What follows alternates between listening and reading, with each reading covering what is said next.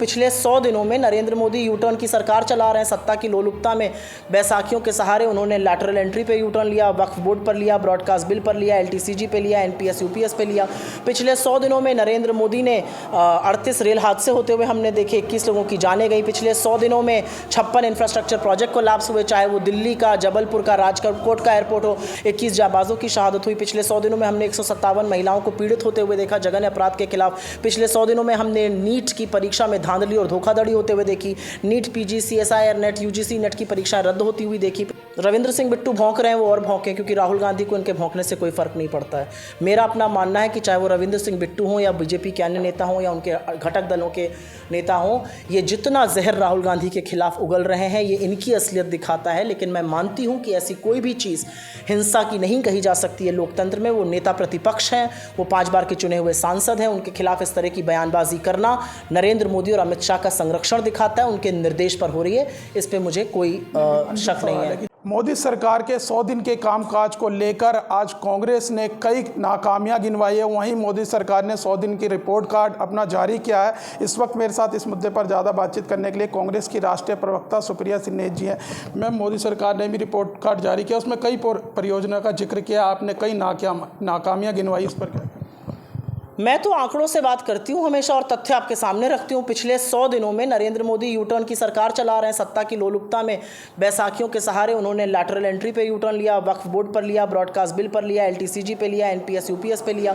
पिछले 100 दिनों में नरेंद्र मोदी ने 38 रेल हादसे होते हुए हमने देखे, 21 लोगों की जानें गई। पिछले 100 दिनों में 56 इंफ्रास्ट्रक्चर प्रोजेक्ट कोलैप्स हुए, चाहे वो दिल्ली का, जबलपुर का, राजकोट का एयरपोर्ट हो। पिछले 100 दिनों में हमने देखा कि किस तरह से शिवाजी की मूर्ति टूटी, अटल सेतु, सुदर्शन सेतु टूटते देखा, हमने संसद को चूते हुए देखा, हमने राम मंदिर का गर्भगृह टपकते हुए देखा। पिछले 100 दिनों में हमने 26 आतंकी हमले देखे, 21 जाबाजों की शहादत हुई। पिछले 100 दिनों में हमने 157 महिलाओं को पीड़ित होते हुए देखा जघन्य अपराध के खिलाफ। पिछले 100 दिनों में हमने नीट की परीक्षा में धांधली और धोखाधड़ी होते हुए देखी।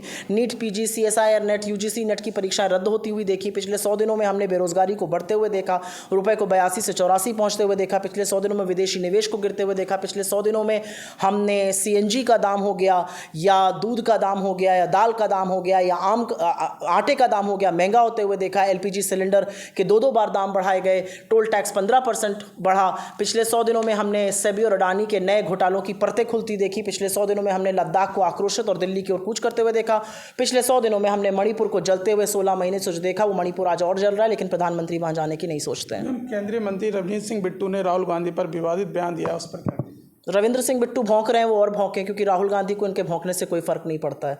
मेरा अपना मानना है कि चाहे वो रविंद्र सिंह बिट्टू हों या BJP के अन्य नेता हों या उनके घटक दलों के नेता हों, ये जितना जहर राहुल गांधी के खिलाफ उगल रहे हैं ये इनकी असलियत दिखाता है। लेकिन मैं मानती हूँ कि ऐसी कोई भी चीज़ हिंसा की नहीं कही जा सकती है लोकतंत्र में। वो नेता प्रतिपक्ष हैं, वो 5 बार के चुने हुए सांसद हैं, उनके खिलाफ इस तरह की बयानबाजी करना नरेंद्र मोदी और अमित शाह का संरक्षण दिखाता है, उनके निर्देश पर हो रही है। इस पर मुझे कोई शक नहीं है। कि जम्मू कश्मीर में परसों पहले चरण के चुनाव है, कांग्रेस की क्या तैयारी? कांग्रेस की पूरी तैयारी है जीतने की, और क्या तैयारी है। आप जम्मू कश्मीर नहीं गए, आप मुझसे सवाल पूछ रहे हैं। जम्मू कश्मीर 10 सालों से झेल रहा है नरेंद्र मोदी की विफलताओं को। पहले उनको सरकार में रहते हुए, फिर जिस तरह से LG के तहत लोगों का हक हनन हुआ, उनके संसाधन, उनकी संस्कृति पर प्रहार हुआ, राज्य का दर्जा छीनकर उनको यूनियन टेरिटरी बनाया गया, उनको बेरोजगार रखा गया, तो जम्मू कश्मीर उठ खड़ा हुआ। और जम्मू कश्मीर कांग्रेस की बातों पर वोट देगा। जम्मू कश्मीर कांग्रेस के वादों में यकीन रखता है और जम्मू कश्मीर आने वाले वक्त में ज़रूर सत्ता परिवर्तन करेगा।